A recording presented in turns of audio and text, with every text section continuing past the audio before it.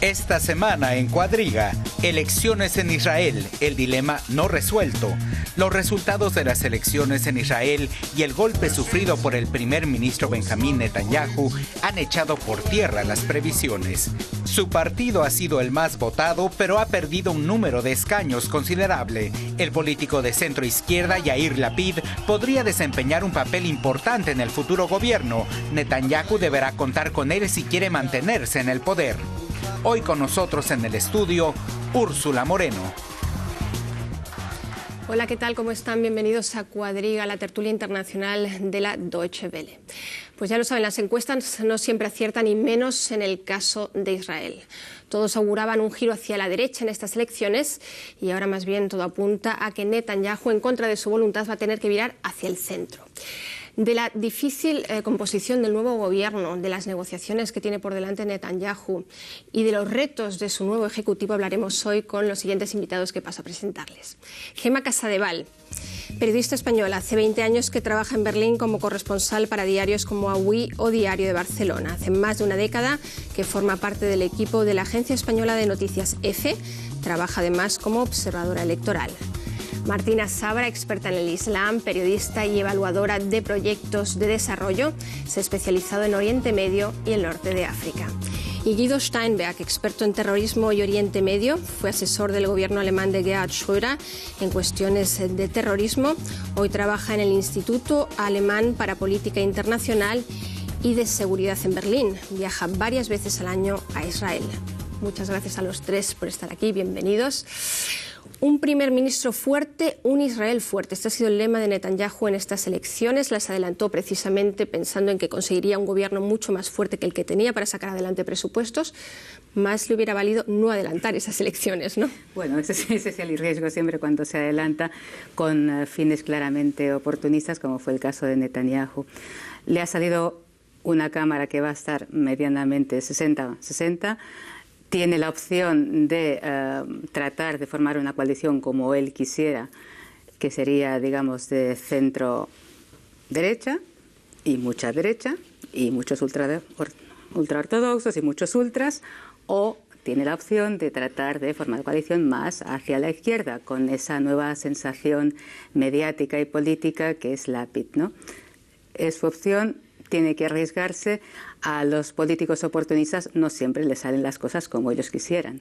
Enseguida pasamos a hablar de Yair Lapid, pero interesante desde luego ese descalabro que no pronosticaba ninguno de los sondeos del partido del Likud y de la coalición con Lieberman, ese descalabro de más de 10 escaños. ¿Cómo se explica ese descalabro del partido de Netanyahu? Yo pienso que la razón es la situación económica. Había estas manifestaciones en 2011 y el gobierno de Lieberman y de Netanyahu no se interesaba tanto a estas cuestiones, y por eso a mí me parece han perdido y han ganado exactamente los partidos que se ocupan de todo lo que se discuta en la mesa de una familia de clase media en Israel. Pues era una elección como un poco aquí en Europa, ¿no? Una elección en que la gente realmente discute los problemas domésticos y no las cuestiones grandes de la política con Irán, con los palestinos, ¿no? Y las elecciones en el pasado eran así en Israel. Es decir, ¿estás de acuerdo, Martina, en que estas elecciones reflejan un poco el cansancio de esa clase media con esos temas, Irán, la seguridad, y se pide que realmente se hable de temas que les afectan más directamente? Sí, pienso que sí. Quizás Netanyahu ha sido sorprendido por su propio fracaso, pero no pienso que es una sorpresa, porque en Israel hay muchos problemas económicos, hay cada vez más pobreza, la diferencia entre ricos y pobres es cada vez más patente, hay una crisis también sobre todo del sistema educativo. Muchísimos israelíes se quejan de la calidad bastante mala del sistema educativo, y esto siempre ha sido una riqueza una riqueza en Israel. O sea que cuando hablamos de niños, cuando hablamos de juventud y de futuro y de educación, esto es un tema muy importante para muchas familias israelíes. También el sistema sanitario de salud también ha sufrido mucho. Hay apartamentos que faltan muchísimos pisos y casas. Mucha gente vive en casas muy pequeñas y con unos sueldos muy bajos. Y también la polarización. Yo pienso que otro problema es la polarización política y incluso cultural. Y mucha gente pues tiene miedo no solamente de un fundamentalismo islámico ahora mismo, sino también hay una franja de la población israelí liberal que no es necesariamente de derechas o de izquierdas y que no pues se pronuncia necesariamente en contra de la ocupación de la Cisjordania, pero que tiene miedo de una corriente intolerante y que tiene cada vez más peso en la sociedad israelí. Y encima de todo esto, también un cierto cansancio en cuanto a los antiguos partidos. O sea que la gente estaba cansada de ver siempre los mismos rostros, siempre los mismos escándalos, y Lapid pues es un rostro nuevo, es una cabeza nueva, todavía no se conoce, es muy carismático, guapo, encima. Y yo pienso que todo esto pues ha contado, pero todavía no sabemos en qué sentido, en qué dimensiones va a llegar o vamos a ver un cambio fundamental en la escena política de Israel. Esto todavía no está muy claro. Pero ya se ha abordado claramente varios temas que son los que ha defendido Lapid en esta campaña electoral. Y has mencionado ese cansancio de los rostros conocidos, de los viejos rostros, y ahí llega un rostro como Naftali Bennett, que no lo has mencionado, en la ultraderecha, y Yair Lapid. Vamos a ver ese fenómeno mediático, Yair Lapid. ¿Qué es lo que ha defendido? ¿Qué es lo que propone? Y hablabas precisamente del sistema de salud, del sistema educativo. Claro, es un poco la voz de la sociedad, la voz de la sociedad que quiere ser normal, que eso es algo que no solo ocurre en Israel, ocurre en todos los países donde hay una situación de polarización durante muchas décadas ya, donde hay muchos conflictos enquistados. La gente llega a un momento que ya no puede más, quiere liberarse de ideologías, quiere llevar una existencia normal como piensan que llevan en otros países. Y eso es lo que ha sido la plataforma clara de Lapid, ¿no? O sea, la voz de la normalidad. Ese desprenderse de ideologías no tiene por qué ser peyorativo, hay que entenderlo en las sociedades en las que se produce, hay que entenderlo que la gente ya no puede más, la gente quiere ir a trabajar, la gente tiene problemas domésticos, a la gente no le puedes hablar siempre solo de lo que son los peligros externos cuando tiene unos peligros internos tan graves como los que tiene la sociedad israelí actualmente y que salió a relucir un poco en las manifestaciones del verano pasado en Tel Aviv, el verano de aquí, no el verano latinoamericano al que nos referimos, ¿no? Esas manifestaciones eran un poco eso, era el grito de la sociedad de la gente de a pie, de la gente que no quiere nada más que sus hijos vayan a la escuela, tener unas viviendas dignas. Basta ya, o sea, ya queremos ser normales. Netanyahu, de hecho, intentó un poco ocultar esas manifestaciones, ¿no? Y fueron cientos de miles los que salieron a la calle a protestar. Esa es la tentación de muchos políticos también, hablar siempre del enemigo externo, que siempre es más fácil de los problemas internos. Y barrer el enemigo interno, que es la propia sociedad o los problemas que tiene esa sociedad que hasta ahora no han atajado. Y Yair Lapid se convirtió un poco en el adalid, en el defensor de esta masa social, de esos problemas. Lo que no deja de sorprender es cómo un periodista que hace un año no tenía ni siquiera un partido, funda hace un año exactamente un partido político y de buenas a primeras gana 19 escaños. ¿Cómo es posible esto desde el punto de vista político? En un país como Israel, que con una democracia sentada. Sí, pero Israel es un país un poco caótico y muchos partidos no son tan estables como en España, por ejemplo, o en Alemania. Lo que vemos... el caso de Lapid, él es un hombre del centro. Ni ha ganado tanto porque se ocupa de los problemas de la clase media. Yo pienso que Netanyahu ha perdido por eso.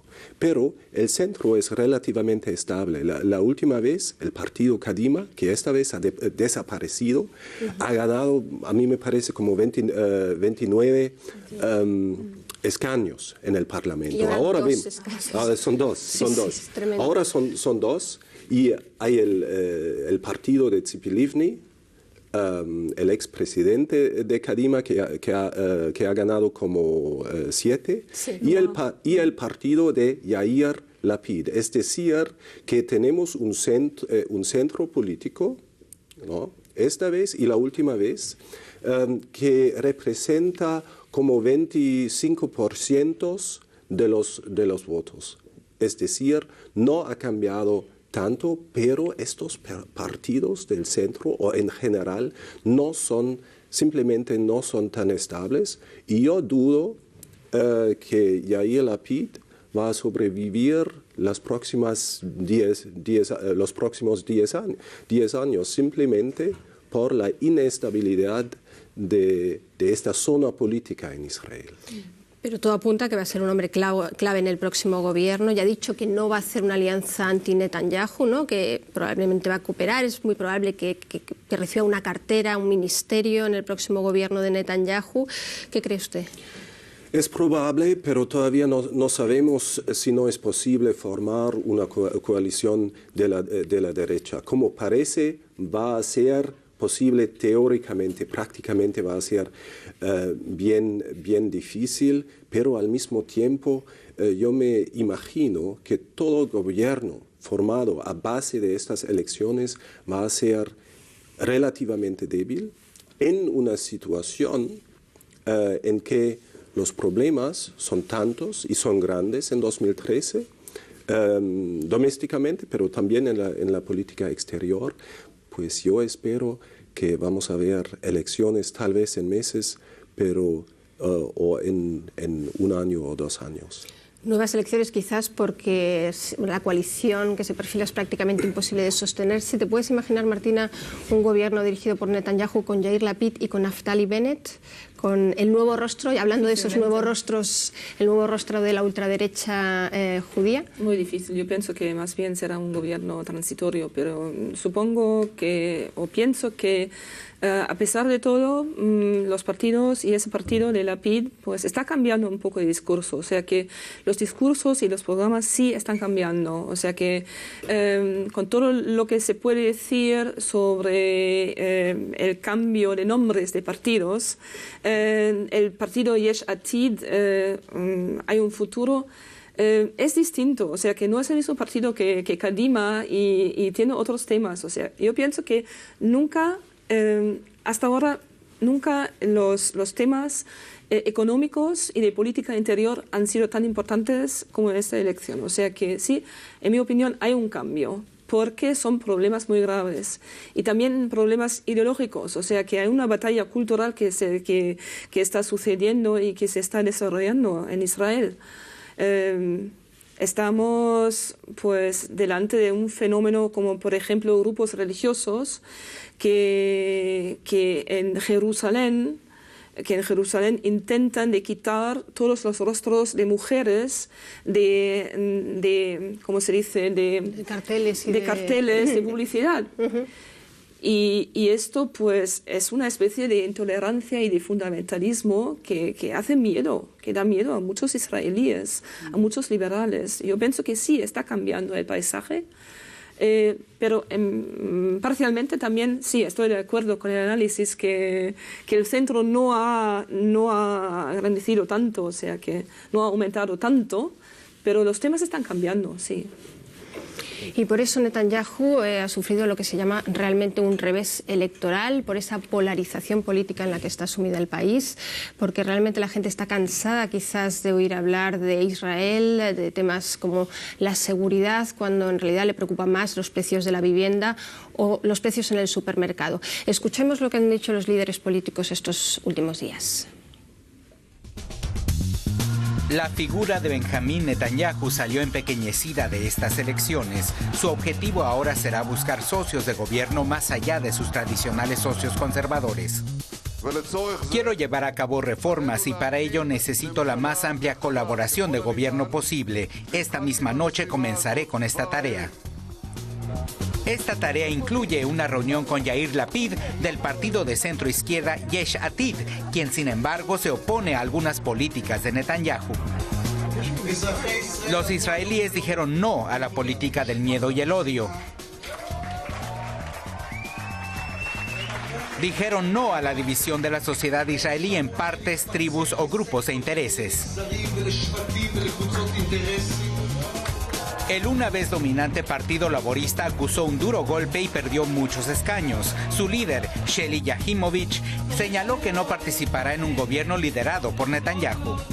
No le faltarán aliados potenciales en un parlamento compuesto por 12 partidos. Sin embargo, pasarán semanas antes de que finalmente se forme una coalición. Es decir, difícil formación de gobierno. Hemos visto lo que decía Lapid, lo que decía Netanyahu. Los laboristas son la tercera fuerza más votada en el país, con 15 escaños. Han dicho antes de las elecciones que no negociarían con Netanyahu. ¿Crees que mantendrán su palabra?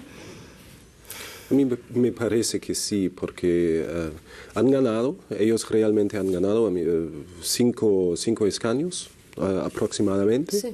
Y eso es un éxito para ellos, pero es el partido grande de la historia israelí y a mí me parece que quieren crecer un poco en la oposición, porque ganar aproximadamente 12% de los votos no es un éxito por ellos.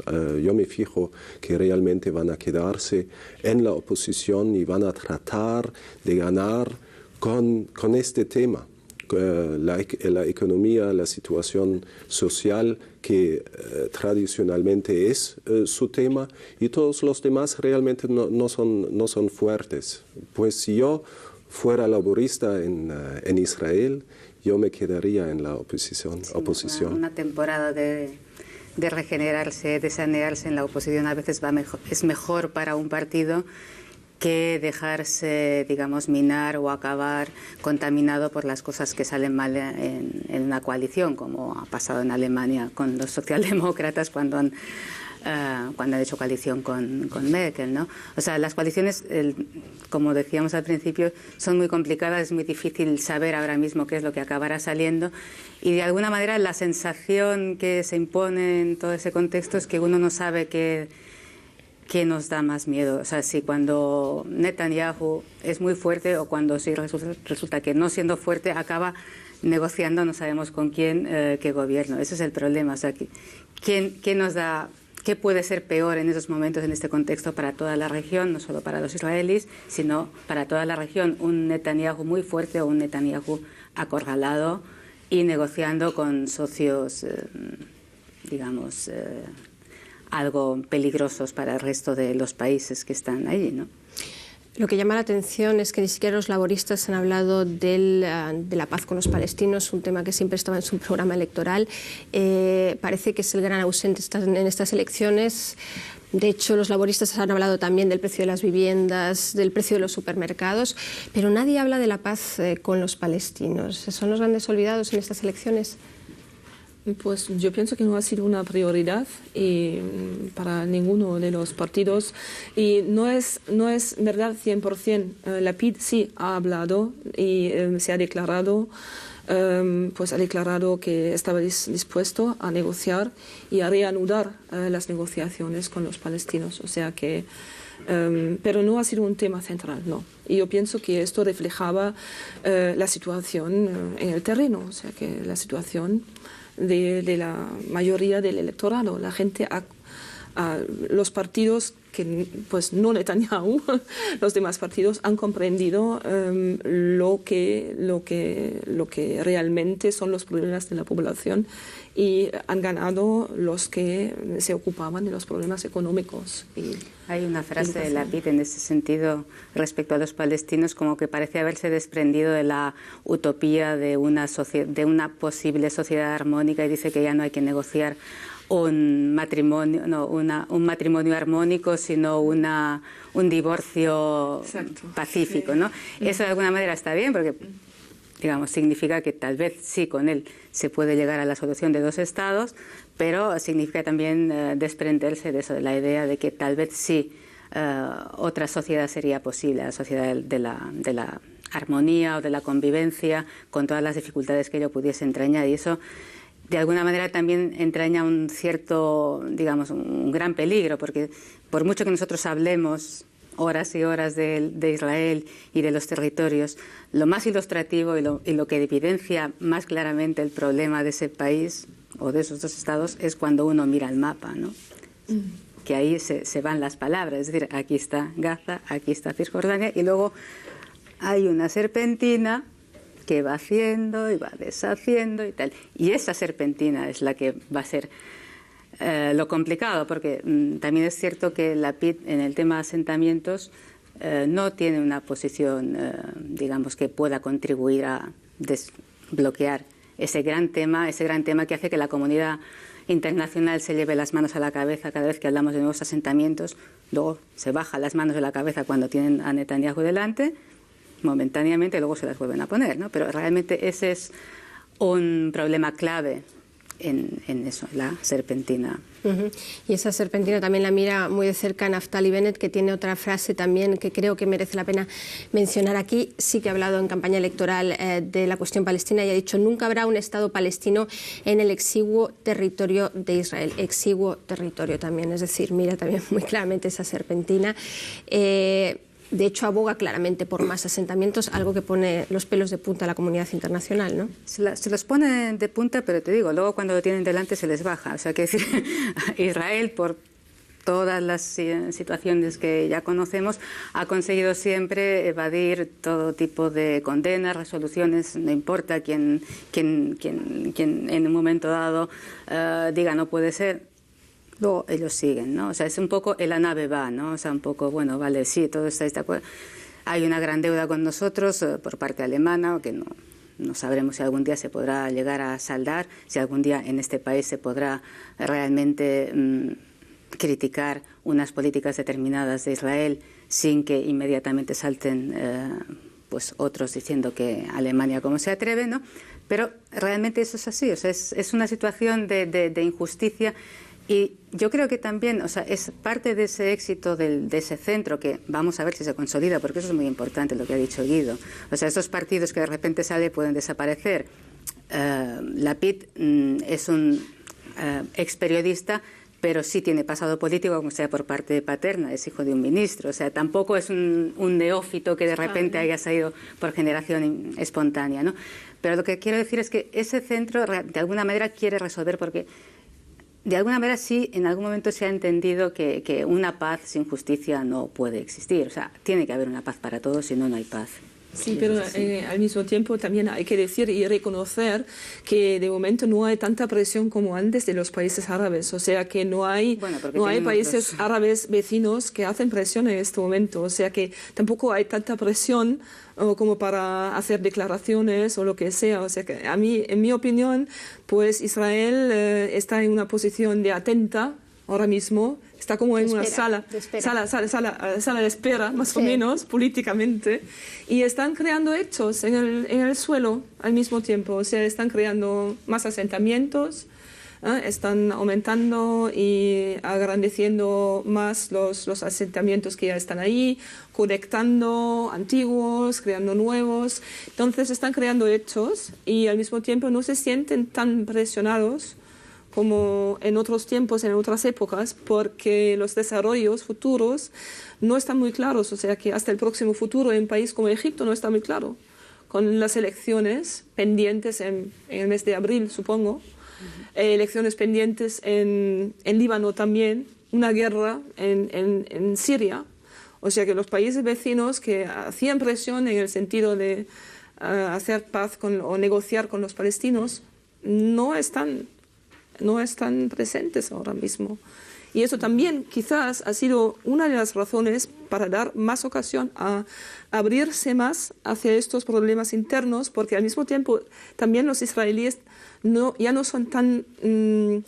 se sacrifican tanto. O sea que siempre había esa actitud de sacrificarse y sacrificar todo, todo para el país, y yo pienso que también esta actitud está desapareciendo un poco.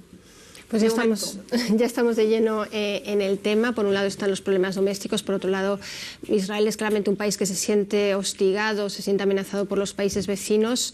Complicadas relaciones con los países árabes en estos momentos. Veamos qué retos le esperan al gobierno de Netanyahu en esta nueva legislatura.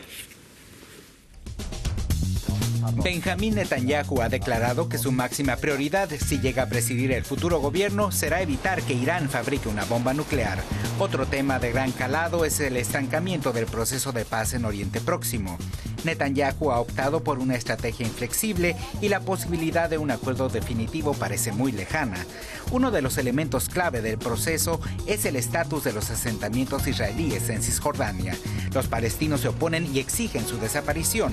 ¿Y qué actitud adoptará Netanyahu frente a su mayor aliado, Estados Unidos?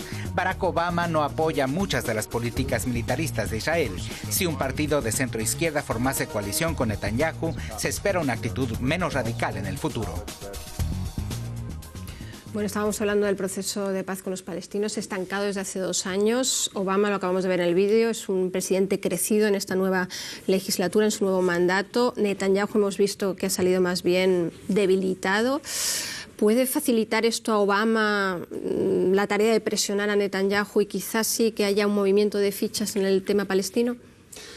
Obama puede si realmente quiere, pero ha fracasado ya una vez en sus primeros años y yo simplemente no sé qué va a pasar. Sin presión americana no vamos a ver ningún proceso de paz. Prácticamente ya no hay proceso de paz y eso tiene que ver con muchos factores, tiene que ver con el gobierno de Netanyahu, que tiene que ver con la situación en la región, pero también tiene que ver con la actitud de la gente en Israel. Ha cambiado algo importante porque todo el proceso de paz estaba basado en el principio de tierra por la paz. Pero ahora muchos israelíes argumentan que han dado tierra en el sur del Líbano, han dado tierra en Gaza y el resultado son cohetes lanzados por Hezbollah, cohetes lanzados por Hamas. Y por supuesto tienen miedo de cohetes, por ejemplo, de Siria en el futuro. Jordania no es estable y por eso a mí me parece todo el proceso de paz ya ha terminado y yo no, de todas maneras, hasta si los americanos realmente quieren intervenir, quieren presionar a Netanyahu, simplemente ya no va a funcionar. Y eso es el problema en la región, porque los israelíes realmente ven una región que está cada vez más enemigo a los israelíes y no hacen lo que es realmente necesario, es decir, encontrar alguna solución o por lo menos una amelioración de la situación con los palestinos. Mencionabas Hezbollah se está rearmando en el Líbano, Hamas se está rearmando en Gaza. ¿Crees que la paz durará poco en Israel? Sí, claro. Hemos visto en los últimos años que cada 2 o 3 años hay una guerra pequeña o no tan pequeña. La situación es tan frágil que vamos a ver muchos más conflictos en esta región. Tal vez con Líbano, tal vez con Gaza, pero tal vez también en Siria. Ahí lo que ven los israelíes tienen razón. Ven que la Hermandad Musulmana, una organización islamista, ha ganado el poder en Egipto, va a ganar la guerra civil tarde o temprano en Siria. Algún día va a desaparecer la monarquía en Jordania y ellos, por supuesto, tienen por fin la liberación de los palestinos en Palestina. Y todavía no hemos hablado de todos estos extremistas que ahora, los yihadistas que también forman parte de la oposición armada en Siria. Pues la situación de la primavera árabe para los israelíes parece una catástrofe. O sea, se sienten amenazados por la primavera árabe. Has hecho una mención de todos los países que son realmente inestables. Sí. Prácticamente solamente te faltan Mali y Argelia ya para acabar esa lista.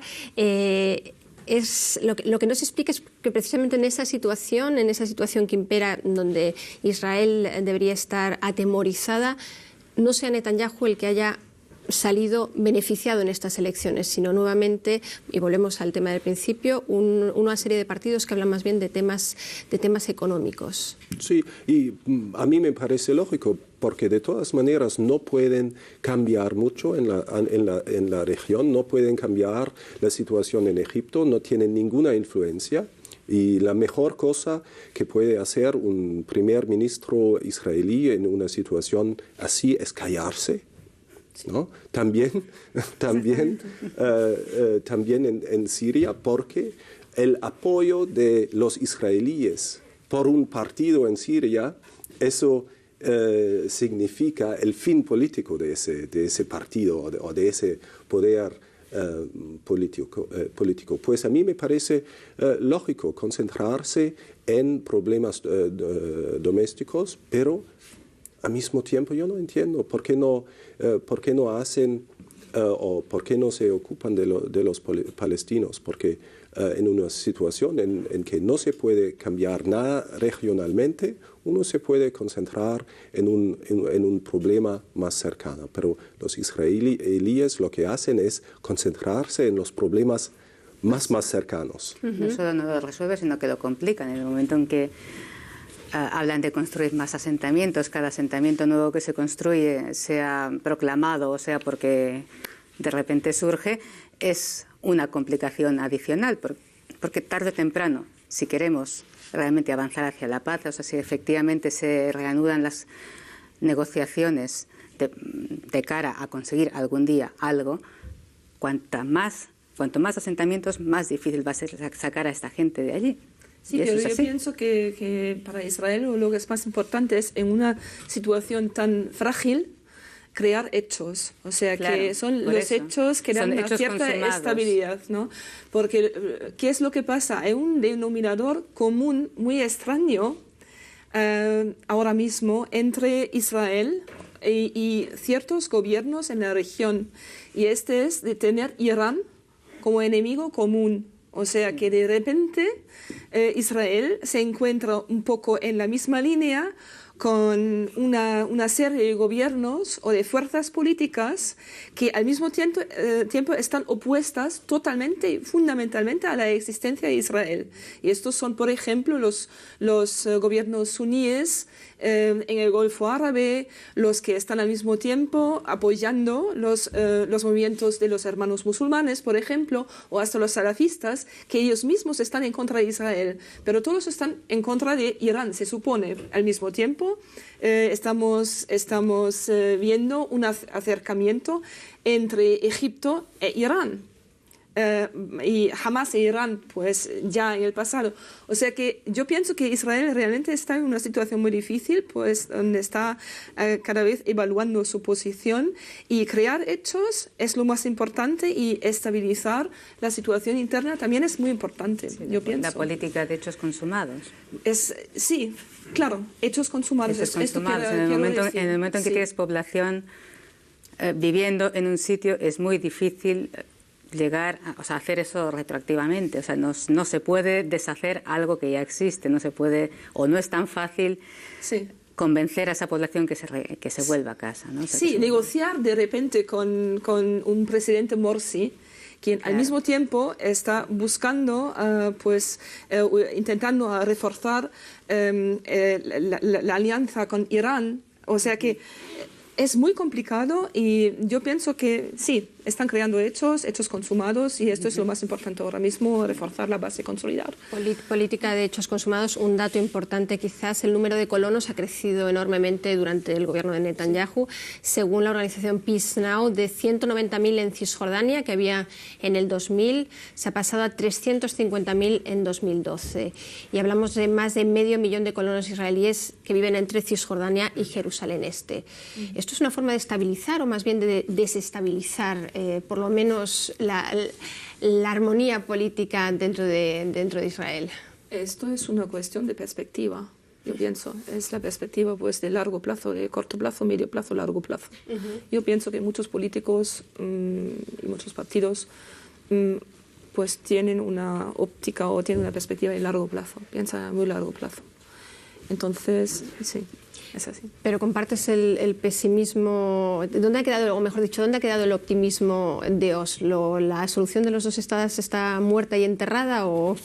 Pues eso depende también de la perspectiva. Para mí, Oslo, pues, yo nunca he sido tan optimista en cuanto a Oslo. Pero bueno, eso depende. Es el problema geográfico que decíamos. O sea, la solución de dos estados realmente tiene un obstáculo muy grande en lo que es la geografía, en cómo está ahora mismo. Es como dos estados. O sea, una persona que no haya oído hablar nunca jamás del problema de Oriente Medio ve ese mapa y dice, ¿cómo dos estados? ¿Dónde? ¿No? Yo aquí veo muchas cosas. Aquí no se ven dos estados así fácilmente delimitables o fácilmente... Más luego la situación política de los territorios palestinos, ¿no? Que tampoco es una situación homogénea, Cisjordania con Franja de Gaza. O sea, no es una solución tan fácil, y pasa un poco por el desmantelamiento también de la utopía de imaginarse que algún día podría ser posible otro tipo de solución, o sea, una convivencia armónica y todo esto, ¿no? De todas maneras, volviendo a lo que dijo antes seguido de Obama, ¿no?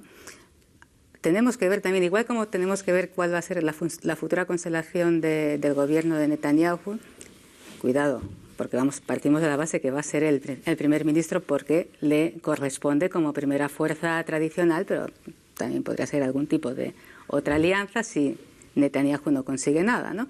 Pero bueno, volviendo a eso, esa es la gran incógnita. La siguiente incógnita es qué pasará con Obama. Es decir, Obama de la nueva legislatura va a ser ese Obama ofensivo que vimos el día de su investidura, más agresivo, ese presidente al que de alguna manera se ha estado esperando durante la primera legislatura, o eso fue simplemente una pirotecnia como el playback de Beyoncé, ¿no? Es decir, ¿realmente tenemos un nuevo Obama ante nosotros o es todo una cosa fotogénica que la Casa Blanca nos ofrece para que disfrutemos todo diciendo, ay, mira, qué guapos son, ¿no? Claro. Un Obama que en parte está cansado, ¿no? Bastante cansado de Netanyahu, y la química con Netanyahu no funciona. Claro, para Obama el problema es que en el terreno israelí-palestino no hay nada, ¿no? que da esperanza para resolver el conflicto. Pues, y además Obama va a tener gran problemas estratégicos en los próximos años, primero Irán, pero también China y todas estas cosas. Yo soy un poco pesimista. Y también el futuro gobierno, yo pienso que de todas maneras va a ser el primer ministro Benjamin Netanyahu, va a concentrarse en Irán también, y tienen buenas razones, ¿no? Porque si no actúa nadie ahora, en un año o 2 años van a construir su bomba atómica, y ¿qué pasa en este momento? Esta es la cuestión grande en 2013 para los israelíes, también para los americanos y para nosotros también.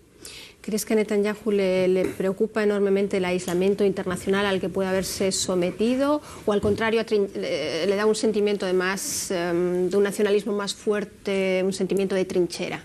No, yo pienso que es más bien la bomba atómica, hablando de política exterior. Pero lo que pasa es que ha cambiado la situación regional. O sea que antes, por ejemplo, Irán apoyaba a Hamas. Ahora, pues con el apoyo muy claro de Irán a Siria y a los alawíes, Y eso ha cambiado completamente los naipes, o sea que las cartas han sido mezcladas de nuevo. Entonces, no está muy claro cuáles pueden ser las alianzas en un futuro. Entonces, Israel realmente sí está aislada, pero también no solamente política porque se ha aislado, pero Israel también tiene, pues es muy difícil de calcular cómo desarrollará la situación. Es muy difícil. Nos estamos acercando al final, volviendo al próximo gobierno en Israel, que sabemos o creemos que va a dirigir Netanyahu, pero poco más sabemos. Lo que sí sabemos es que Netanyahu es un hábil negociador, lo ha demostrado muchas veces en el pasado. ¿Creéis que conseguirá convencer a Yair Lapid y que con un Lapid en el gobierno quizás sea un gobierno más moderado y más abierto? Dos, tres frases de cada uno para terminar. Sí, lo consigue convencer. Evidentemente será un gobierno más moderado que si recurre a sus aliados tradicionales, a esa amalgama de ultra ortodoxias y otros ultras que han sido hasta ahora sus aliados, ¿no? Sí, lo consigue. También puede pasar que Lapid decida que prefiere consolidarse y crecer y llegar a tener una consistencia en la oposición en lugar de jugar a meterse en algo muy peligroso como puede ser un gobierno inestable que en poco tiempo pueda desaparecer. Y ahí sí sería la muerte de un partido que acaba de nacer, tal vez, ¿no? Le auguras muy poco tiempo ese partido, ya lo sé, pero de estar en ese nuevo gobierno Lapid más moderado. Claro que sí, porque el problema en la derecha es que la derecha hoy día ya es más derecha que antes y yo pienso que de un punto de vista europeo un gobierno centro-derecha sería mucho más preferible. Desde el punto de vista europeo sería preferible. Claro, de Lapid y Netanyahu. Claro que sí, por esta radicalización de la derecha que vemos en la persona de Naftali Bennett. Sí, pues yo pienso que será transitorio de todas formas, entonces vamos a encontrarnos dentro de 3 meses quizás. Sin nieve. Discutir de nuevo el mismo tema. Sin nieve. Pues me encantará tener a los tres dentro de 3 meses sin nieve aquí. Muchas gracias a ustedes por seguirnos una semana más. Ya saben, escriban a cuadriga@dw.de. Síganos en la web. Gracias y hasta la próxima.